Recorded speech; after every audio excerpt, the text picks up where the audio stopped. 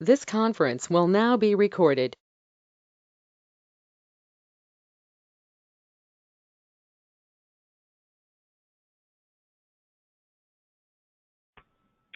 Hello, everyone. This is Shelley Reimer here. I'm going to go ahead and get started on the presentation. But first, I want to make sure that everyone mutes their phones so we don't get any background noise, or if anybody walks in and starts talking to you, we might be able to hear them if you don't have your phones muted. After I give the presentation, the rest of our hour time, I expect my presentation to maybe take 30 minutes. And then the rest of the time will be for question and answer. So if you have any questions, we're going to open up for that. And in order to buzz into us, you have to press *6. If you have any questions during the webinar, but you don't have your phone line, you're not on the phone with us, you're just listening through your computer, that's fine, but you just have to type in your questions in the chat box. And just to let you know, this presentation is being recorded, so we will be posting it on our webpage maybe later today or tomorrow for future reference. So if there's anything you missed, you can go back and listen to it again, or just look at the slides, whichever you need to do. Okay, so I want to go ahead and get started. This is the Missouri 2018 School Bus Replacement Program, and again, my name is Shelley Reimer. And it should say November 8th there, but I forgot to change the date from the Tuesday webinar. But we'll live. There's probably more things I could have done worse than that. All right, so I want to start off by quickly giving you some background just so everyone understands where this money is coming from. In 2015, Volkswagen admitted to using software that caused diesel vehicles to fraudulently pass emissions testing.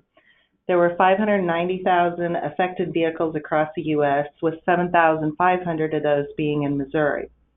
During normal operation, these vehicles emitted nitrogen oxides above EPA standards.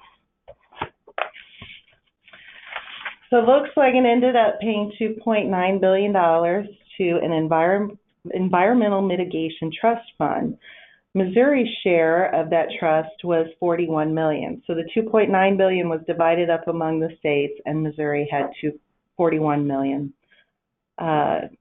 Each state has to use the funds to counteract excess NOx emissions caused by faulty Volkswagen.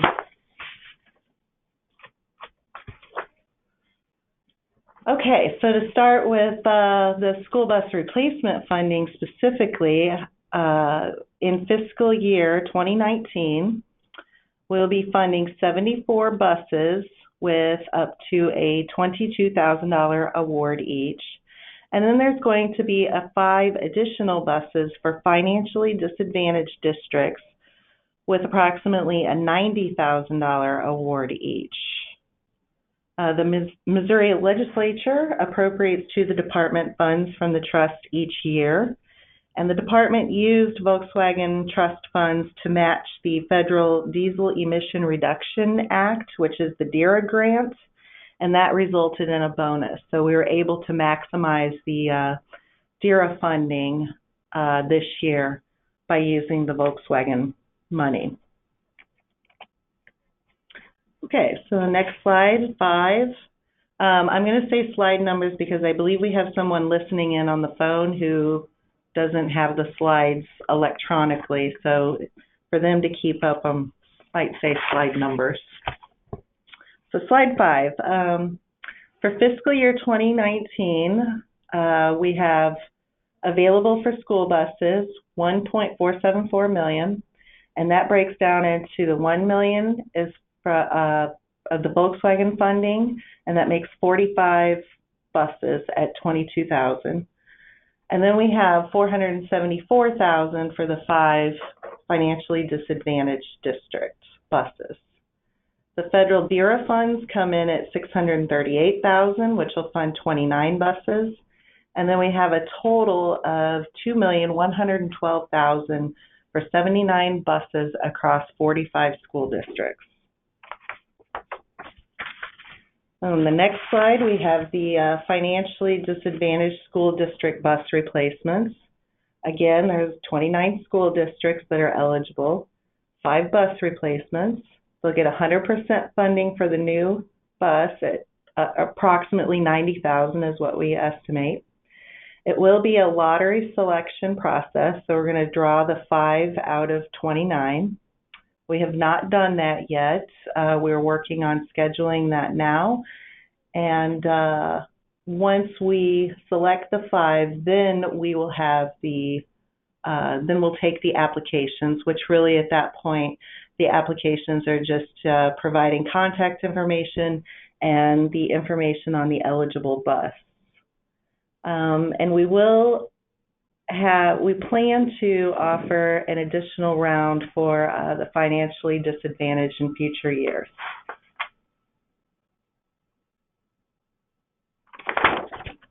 Okay, and the next slide, 7, we have implementation guidelines. These are basically reference documents that discuss eligibility, selection process, the timing of rounds, cost share, and disabling. So if you haven't done so already, I recommend that you might read these. And then here's the link so you can go straight to them to give them a look.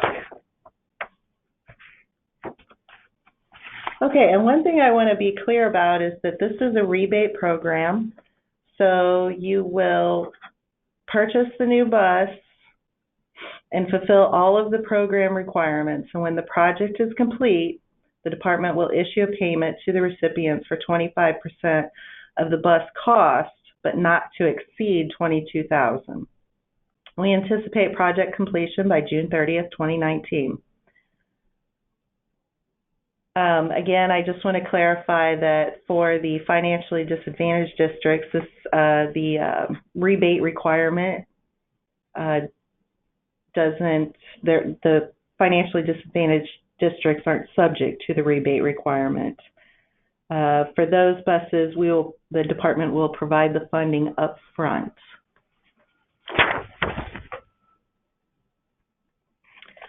Okay, so as far as the process of how you get started, the first steps that we need you to do now, well, not right now, when I send you an email and tell you that we're ready. We're still working on a few things here in our office to prepare so that we can get started with the department's online funding opportunities portal.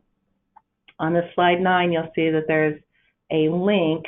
So you might remember in the application instructions, when we sent out applications, there was an instruction to set up your account in here. And a lot of people did, but not everyone did. So here's the instructions at this point to get that started if you haven't set up your account already. You'll go to the link, and then the contact person that put in the application, they will need to go under the new user and click on the click here to request an account. You're going to fill out the entity information. And I want to note that at the bottom of that page, there's going to be a list, and you want to check the air quality box, and then you click submit. And this is kind of standard, like you're setting up any new account. Here's a picture of the new user page. You would go over to the right side there, and there's a red circle around the click here. So click on that, and then this page will show up, the Funding Opportunity Portal Access Request. I know this is hard to see, but like I said, it's typical account information. You can see the red arrows point to items that are required fields. And then there at the bottom, you can see the list, and there's a circle around air quality. We need you to check that box.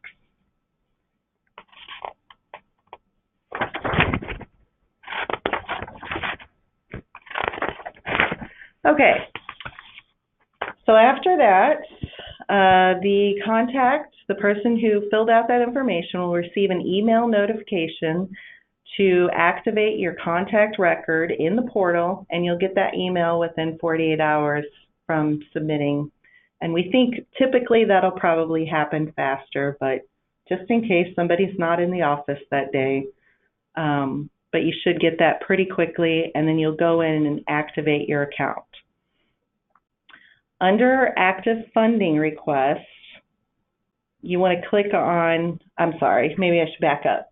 Once you get into the portal, you're logged in and able to use it, so that you would go under the active funding request and you'll click View Record. And then under the Notes and Attachments, which you'll have to scroll to the bottom, we need you to open and read two documents. And those documents are the program requirements, which includes the terms and conditions of the school bus replacement program. And then we also need you to read the attestation documents. These two documents, along with the next couple of steps, are essentially your award agreement. Okay, so here's a screenshot of what you'll be seeing after you click on View Record. And you're going to see the list of documents there. You see your application, which will be in your account, and then you'll see the attestations, and then the program requirements document. And you just click on those two documents to open them up and read them. And then we ask that after you read them, and if you agree, then in order to accept the program requirements, you may sign the agreement electronically by checking three boxes. By checking the first box, you are attesting that you have read and understand the terms and conditions, which are included in the program requirements document. A check in the second box means that you are authorized to enter into this agreement, and with the third box, you are agreeing to attach all required documentation.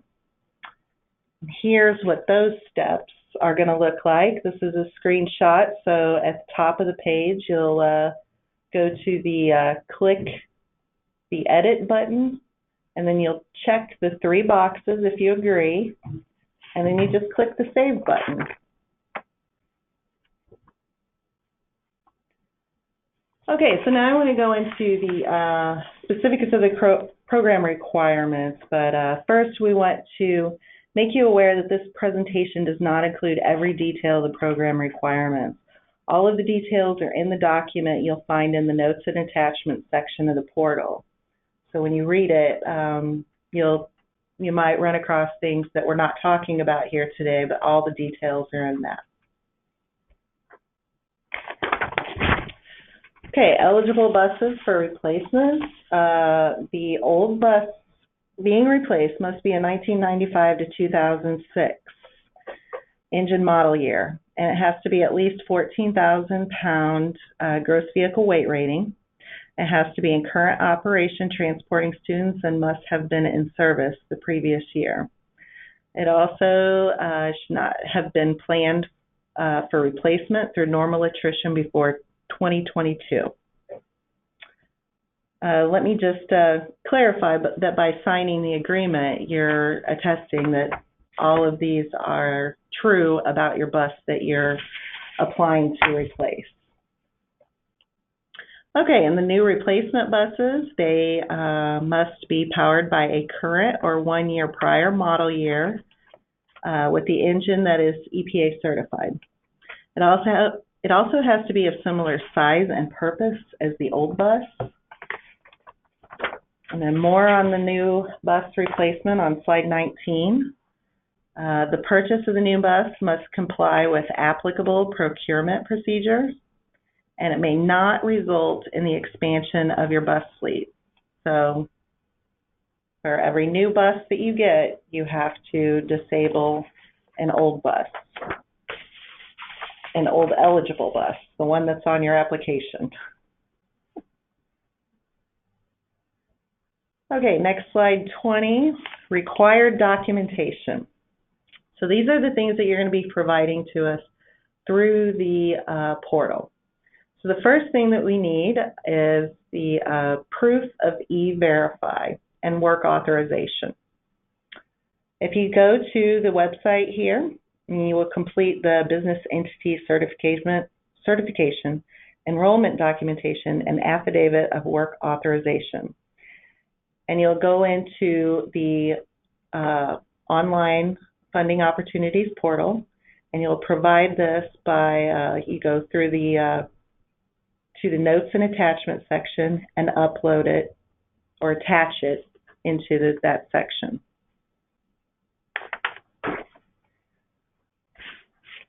Okay, the next thing we need would be a purchase order, and we need that by January 31st, 2019.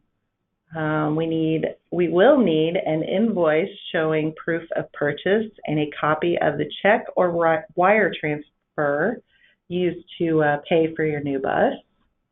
We're going to need photographic evidence of bus disabling. And we will also need any program income received from salvage, scrap, or sale of parts and how it's applied.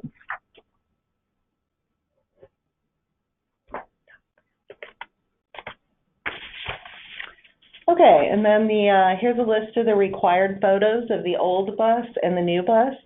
So this is one thing that, you know, if you have a few minutes of spare time, you could go out and start taking photos of your old bus that you're going to replace. So we would need a profile of the bus, and we want the bus number in view on that.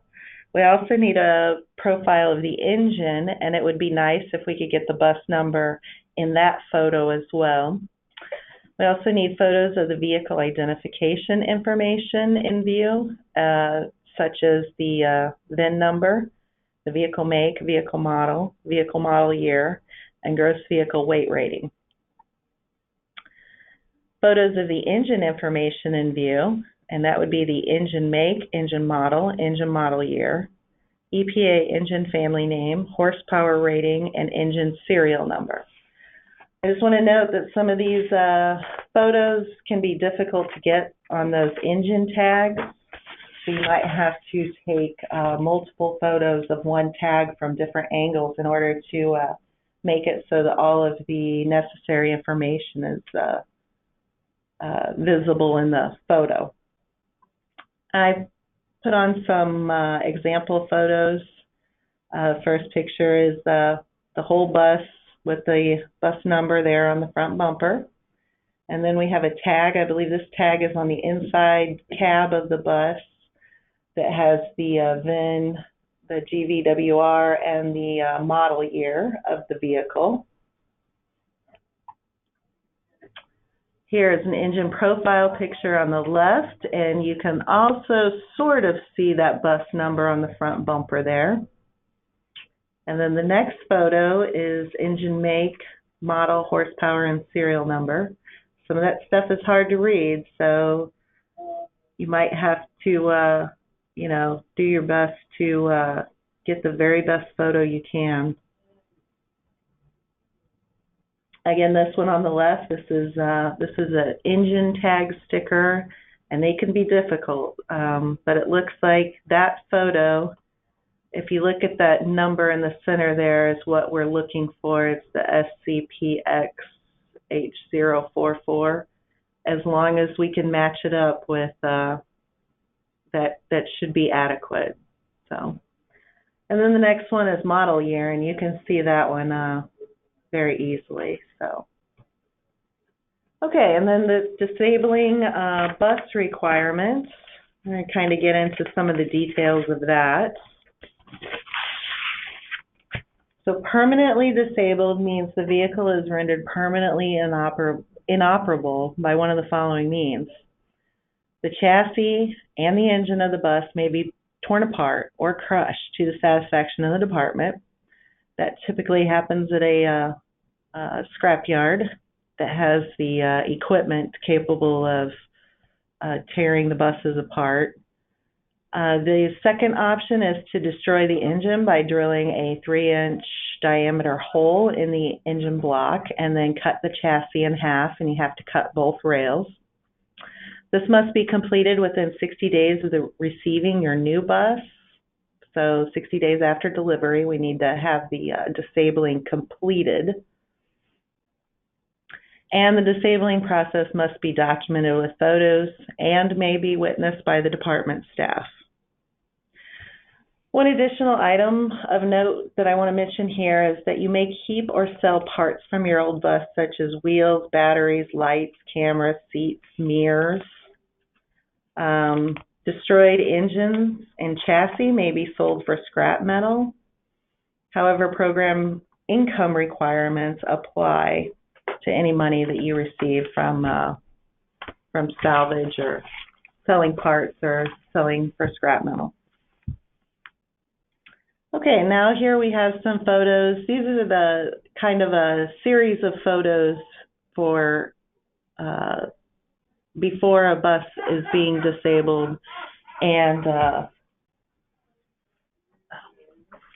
then during the process. So the first picture is just the bus at the scrapyard. I think in this picture it might be sitting on the scale, or maybe not.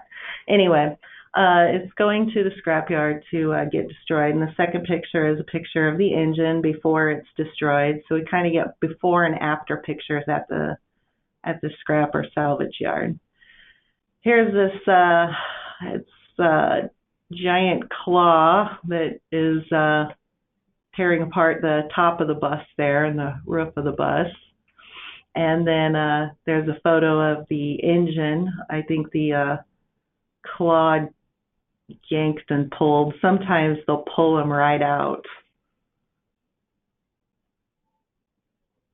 And then here, if you're going to do the hole in the engine and the chassis rail cut, this is some example photos of those. You can see the hole right there in the center, and then there's a little black line on that chassis rail there where it's been cut in half.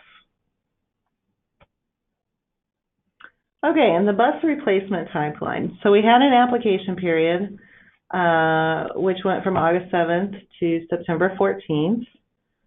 Just again, let me clarify the financially disadvantaged districts. We have not taken your applications yet. Don't worry, you didn't miss anything. We'll be taking care of that later. First, we want to have the drawing and see what the results of that are. And I will be, as soon as the drawing's over, I will contact you and let you know the results. So on this, the project period, we sent out notification on the drawing reports from the regular application period. That email went out on October 2nd, and we plan to have the projects wrapped up by June 30th of 2019. We need your buses ordered by January 31st, and project completion means that the new bus is purchased and the old bus is disabled. And obviously all of your documentation is turned in, and then we can send you your award. Okay, and here's our contact information. I'm sure a lot of you have I know you've received emails from the MoVW team at dnr.mo.gov because I've used that a couple of times, but I've also been using my own personal account. So you will see my emails from Shelley Reimer at dnr.mo.gov quite a bit. Typically on my emails, it includes my direct line. However, if you dial me and I don't answer, I might be away from my desk or out of the office. The general number for the office here is on this slide, which you could call, and there are other people on the Volkswagen team that could answer your questions too. I'm always happy to talk to you and answer your questions, but just in case I'm not here, you have another option of other people in the office. So I think now I'm done with the presentation. Yeah. So we'll open it up for any questions that you might have. Do we have to do anything here? We don't. Star 6. Okay. So if you want to ask us a question over the phone line, hit star 6. Do we have any questions in the chat? Oh, I can't read. That's too tiny. Okay. We do have a question. Okay, we have a question. I'm reading a question here from Keenan Kinder, where we already supposed to put in the application by now. If you're talking about the award for the $22,000, yes, that application period was from August 7th until September 14th. If you are talking about if you're on the list of a financially disadvantaged district, one of those 29 schools, no. You should not have put in an application by now. We're going to draw the 5 of 29, and then we'll have those 5 people or 5 schools put in their application for their new bus. We figured there was no point in making 29 people fill out applications when only 5 would be getting the grant money this year. Okay, and we have another question. Oh, is there any way to get this PowerPoint? Yes, we're going to post this, and I don't know if we'll manage to get it done today, but it should be done tomorrow. We're going to post it on the whole presentation recorded on our Volkswagen webpage, and we will also put up a PDF of the PowerPoint as well. That way you don't have to listen to me again for 25 minutes or so. You can just go to whichever slide you want to look at. Any other questions? Does anybody want to answer anything over the phone?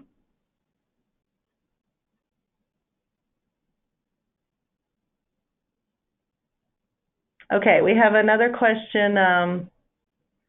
Can proof of purchase be an invoice dated before June 30th so that we can pay by check in our new fiscal year after July 1st? Let me see what somebody else in the room thinks. I mean, our goal is we want to do everything we can to get these projects wrapped up by June 30th.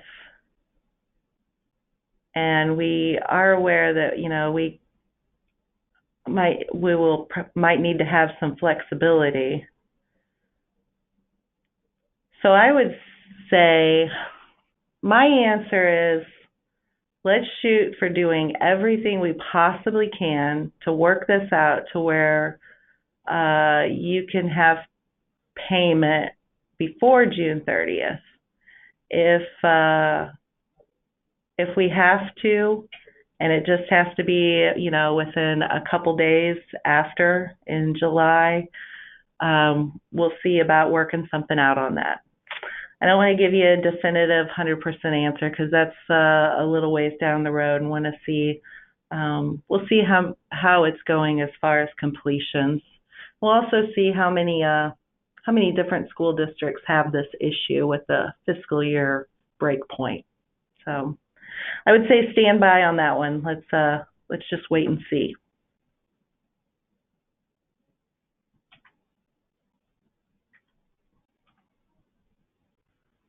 Okay, we have another question that's typed in. Do the buses need to be destroyed by June 30th? What if the new buses are not in at that time? Okay, so, right. So like I was just saying, you know, that we are aware that we can't know with 100% certainty what's going to happen as far as the buses, you know, and delivery times. And so again, we're going to, you know, do what we can to make sure that everybody gets their project completed. We're going to do our best to get it all done by June 30th. But again, if we have to be flexible, I hope that we'll all work really hard to do our best to get it done by June 30th or very shortly after. Because the other thing is we'll be perhaps starting next year's bus replacement projects.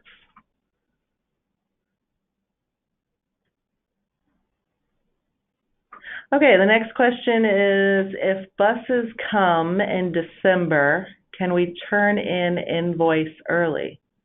Yeah, yes, absolutely. If you can get them, if you can get these your whole project replacement done in a month or 6 weeks, that's great. We'll take it. So the January 31st is just, that's kind of our milestone date for when, in order to keep everyone moving along, we need to have the purchase orders by then. So, any other questions? I'm all out of questions on the chat.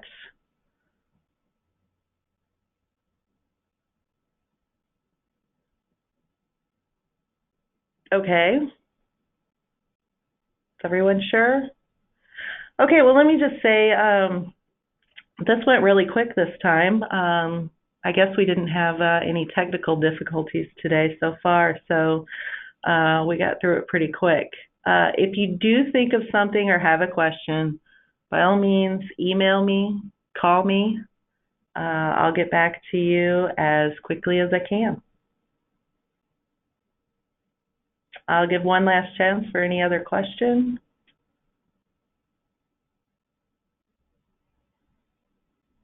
Okay, well, I think I'll go ahead and sign off of the webinar.